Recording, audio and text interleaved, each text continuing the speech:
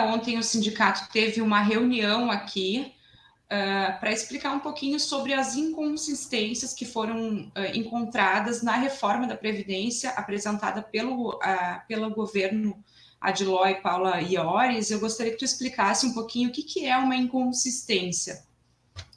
E nós apresentamos para os servidores questões que nós encontramos na lei, a partir da mudança que houve o ano passado, em que elas têm lacunas, não deixam claro ou se contradizem dentro da própria lei.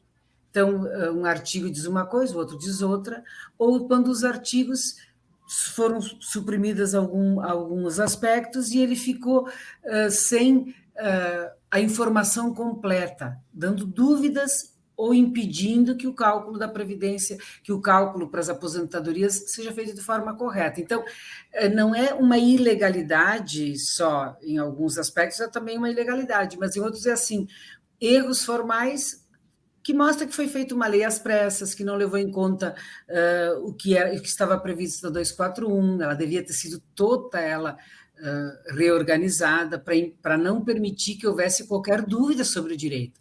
Porque uma lei tem que ser clara. Quando tu tem mais de uma interpretação sobre aquele artigo, ele tem problemas. Né? Então, a gente listou aí 10, 11 temas, artigos que têm problema e que vão trazer prejuízos para os servidores, para o FAPES, né? E, em consequência, para toda a sociedade.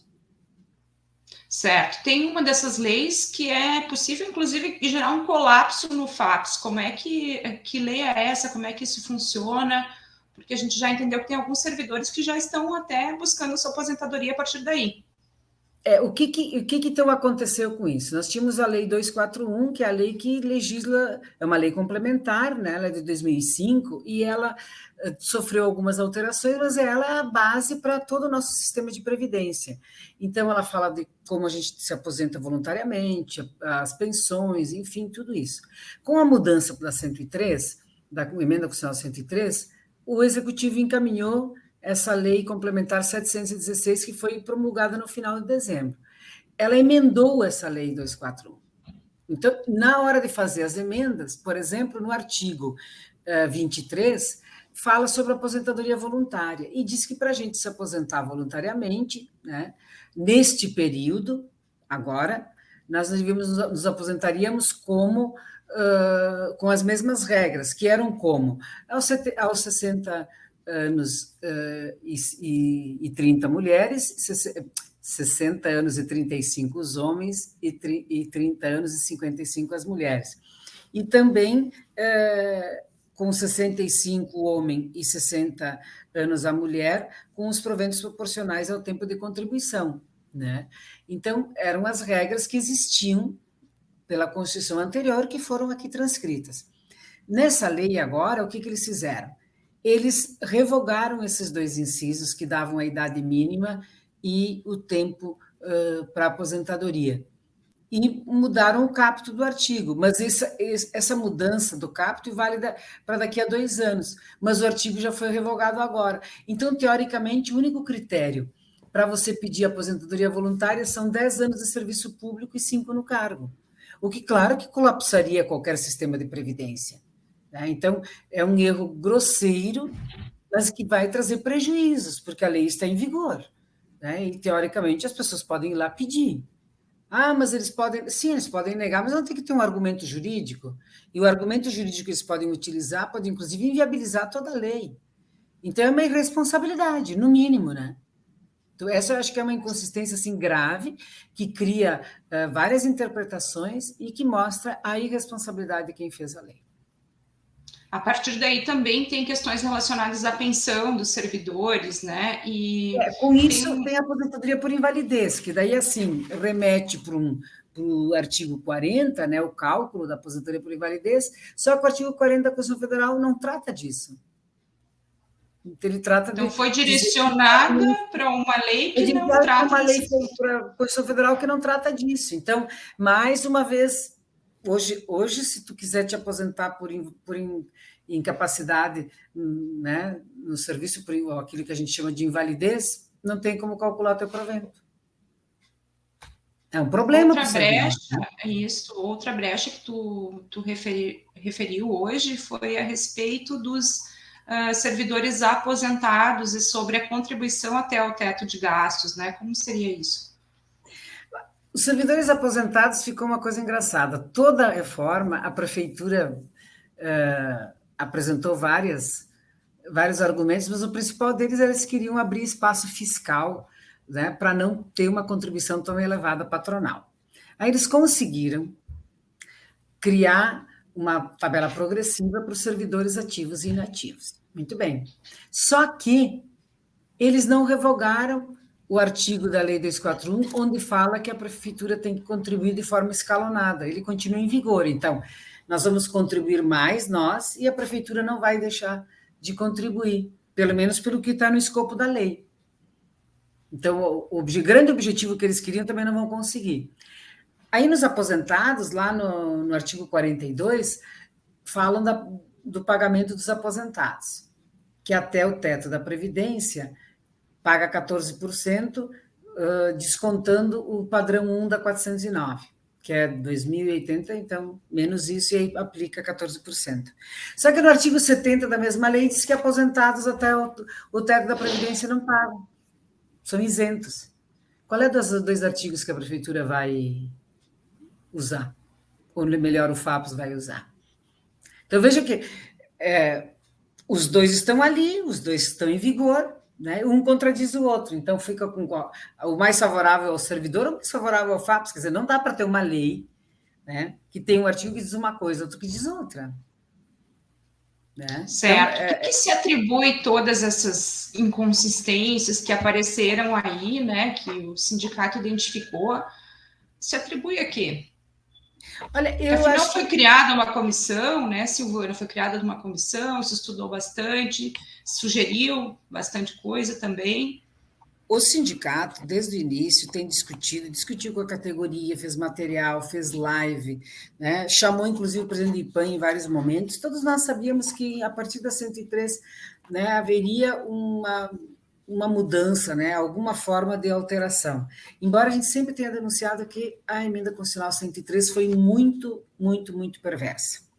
Ela muda, faz a gente trabalhar muito mais, pagar mais e ganhar menos. Esse foi o objetivo da reforma da Previdência, prometendo, inclusive, para os trabalhadores um crescimento econômico que não aconteceu. Quando chegou para fazer aqui no município, não fizeram nas eleições, porque, bom, depois do impeachment, né, o do golpe, como queiram dizer, teve a eleição, aí ficou para o outro ano, enfim, ficou para este ano.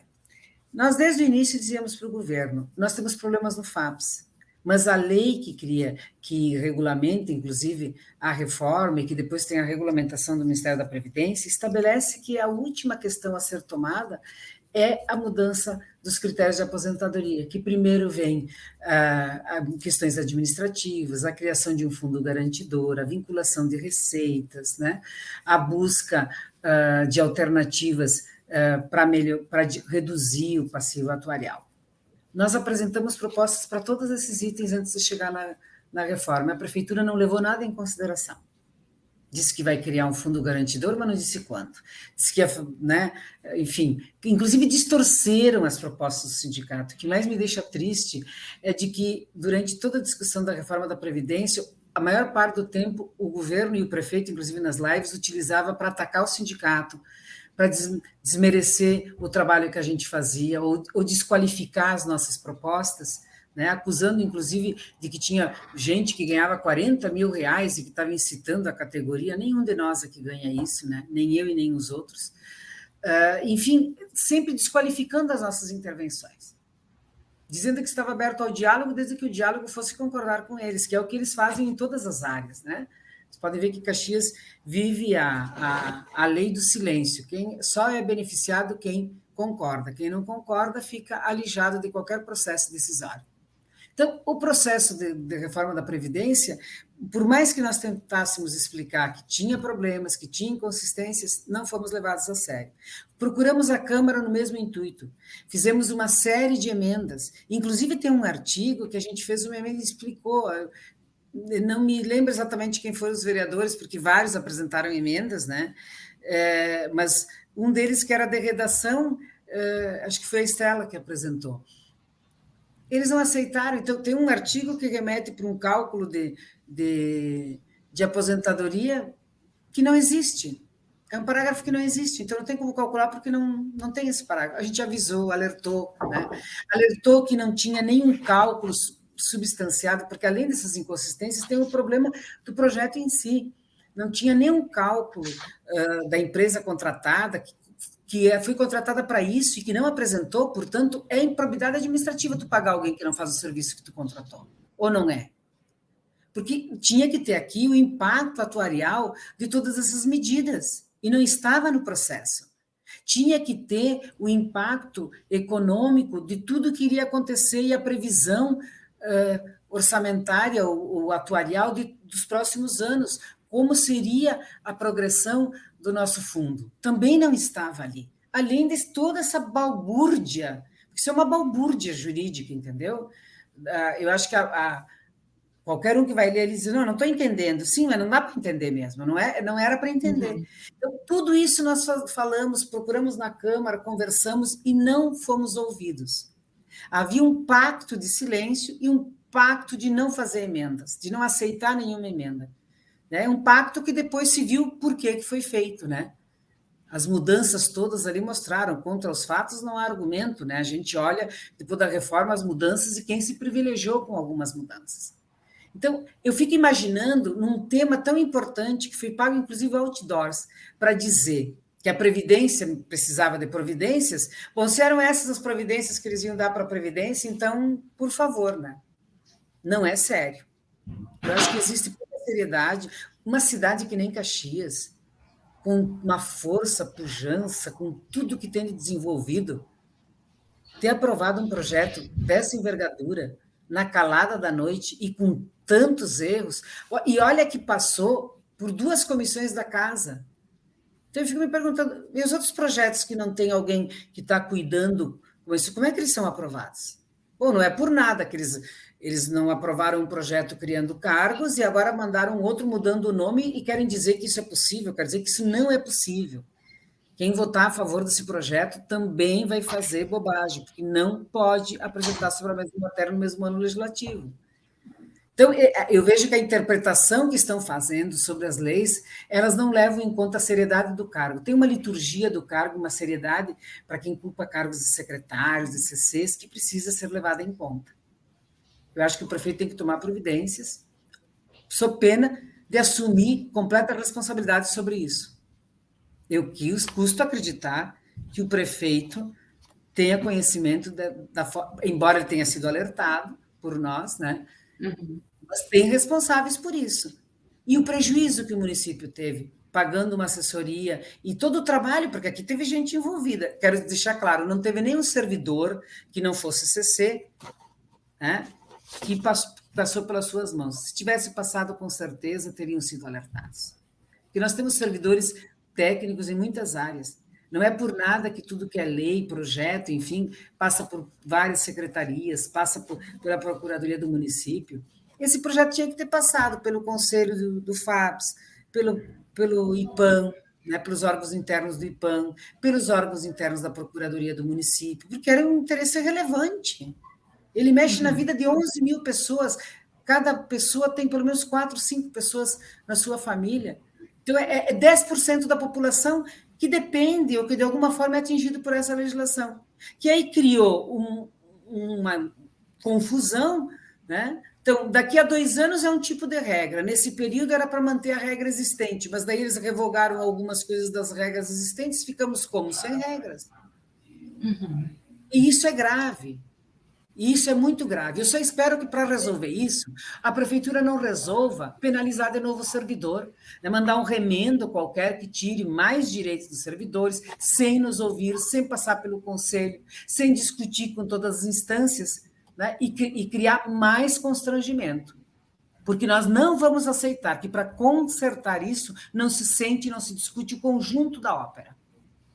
Nós queremos saber onde estão os cálculos que se embasam essas decisões. Não dá para mudar a vida de tanta gente sem ter uma previsão de como isso vai ficar. Não é só para resolver o caixa da prefeitura, é para resolver o problema da cidade. Os governantes ficam aí e nós ficamos a vida inteira. Mas os governantes e nós moramos na cidade sempre. E vamos sofrer as consequências das leis e dos encaminhamentos mal feitos agora. Um dos exemplos mais gritantes, a gente sempre fala no Manhã Bosco. Mas não tem só o Manhã Bosco. Tem outros mini Manhã Bosco, ou quase Manhã Boscos, por aí perdidos. E esse é um deles. Então, nós alertamos, não adiantou, estamos alertando novamente. Eu espero só que o governo calce as sandálias da humildade, admita que errou, porque para quem quer acertar, admitir que erra, puna quem fez errado, porque se fôssemos nós servidores que tivéssemos feito isso, teriam nos aplicado o estatuto. Sente, discuta e reveja. E faça uma lei e leve em conta realmente o que o FAPES precisa. E não um remendo. Porque agora, essa lei também tem mais um agravante. Ela precisa ser aprovada pelo Ministério da Previdência para poder ter a regularidade previdenciária, que é um documento importante para o município receber recursos. Olha, eu não acredito que lá no Ministério da Previdência, que os técnicos de lá não olhem para essa reforma e a gente não vire motivo de piada nacional. Então, são graves as questões, eu acho que é muito sério, né? Eu fico imaginando o que acontece com coisas menores, mas todas são importantes, numa cidade que nem a nossa, e eu faço um apelo aqui para quem governa: ouça o servidor, porque os servidores ficam e têm que responder sempre pelas ações e pelos pareceres que eles emitem. Por isso tem tanto zelo e tanto cuidado. E esse zelo e cuidado é a garantia que a população tem de não ter que pagar por erros como esses. Então, vejam o quanto é importante o servidor estar presente e o servidor ter estabilidade. Porque um servidor estável, de cargo de provimento efetivo, no exercício de um cargo de provimento efetivo, dificilmente daria um parecer favorável a uma lei que tem tantas inconsistências. Então, vamos abrir o olho, às vezes a gente não valoriza o servidor, né? Diz, ganham muito, fazem pouco. Aquela máxima que muitos governantes, inclusive, insistem em propagar. Quem propaga muito isso tem só um objetivo: se apropriar do que é público em seu benefício. Porque com servidores estáveis, bem pagos e com estabilidade, o serviço público seria para todos e para toda a população. E esse tipo de situação não ocorreria. Certo. Silvana, obrigada pelas explicações. A gente vai deixar um espaço aqui, então, no nosso canal do YouTube, para quem quiser colocar alguma informação ou fazer alguma pergunta para a gente responder, né? A gente já deixa esse espaço aqui. Obrigada. Porque, assim, e agora o sindicato segue na luta, denunciando, falando. A gente quer, né? Nós temos obrigação de informar a categoria, de colocar para a categoria essas questões todas. Acho que vão aparecer outros, porque na medida que a gente vai estudando, vendo, vê as implicações, né? Nós queremos que o FAPES seja preservado. Nós queremos que a vida das pessoas sejam preservadas e suas aposentadorias. Por isso que nós brigávamos tanto, por ter um período de transição, para poder não cobrar dos inativos, porque isso ia reduzir o salário, para a gente ter uma regra de transição mais suave, porque senão o serviço público, com essa reforma, para além das inconsistências que tem, ele não se tornará mais um espaço importante para que as pessoas façam um concurso público, porque nós não temos plano de carreira, né? Nós não temos fundo de garantia, nós temos licença-prêmio, mas o prefeito nunca paga. Então, sabe, ele deixa de ser atrativo. E aí os bons profissionais, muitas vezes, buscam outras carreiras, porque, bem, a gente precisa sobreviver e tem outras carreiras que remuneram melhor do que o serviço público. Então, nós precisamos preservar o que é público, porque isso não é só em benefício das pessoas que trabalham aqui. E é em benefício de uma cidade que continue e que precisa ter um serviço público de qualidade. Então, independente do setor em que a gente trabalha, para você ter água na torneira, muitas pessoas precisam trabalhar para chegar água na sua casa. Para você levar o seu filho na escola, tem todo um grupo de profissionais que precisam estar trabalhando para que ele esteja lá na escola e possa ter educação de qualidade. Para que você diz, eu não uso educação, eu não uso saúde, eu não uso nada, então eu vou te dizer, para você ter o habite da sua casa, para abrir a separar do seu comércio ou do seu estabelecimento, você precisa dos servidores públicos. E precisa de servidores públicos para que se mantenha a qualidade de vida numa cidade. E para que todos nós possamos usufruir desse espaço que é de todos. Então, o que é comum entre nós é a defesa de uma cidade melhor para todos. Uns precisam mais das ações do poder público, outros precisam menos das ações diretas do poder público. Mas todos nós precisamos de um poder público forte, que organiza, que equilibre e que dê condições de que a cidade se desenvolva. Por isso é muito importante que a gente valorize o servidor público, valorizar quem cuida da gente, valorize o serviço público. E vamos colocando perguntas aqui, esse é um espaço que a gente vai consertando, colocando, enfim, né, esclarecendo, porque tudo isso é novo e nós precisamos ter clareza das nossas leis para podermos também poder caminhar, né, com mais tranquilidade, para principalmente nós servidores que estamos, né, perto da aposentadoria, muitos desistindo até de pensar em aposentadoria, mas todos precisam ter a tranquilidade de quando chegar o seu tempo, tenham condições de receber uma aposentadoria digna, justa, de acordo com o trabalho que desenvolveu.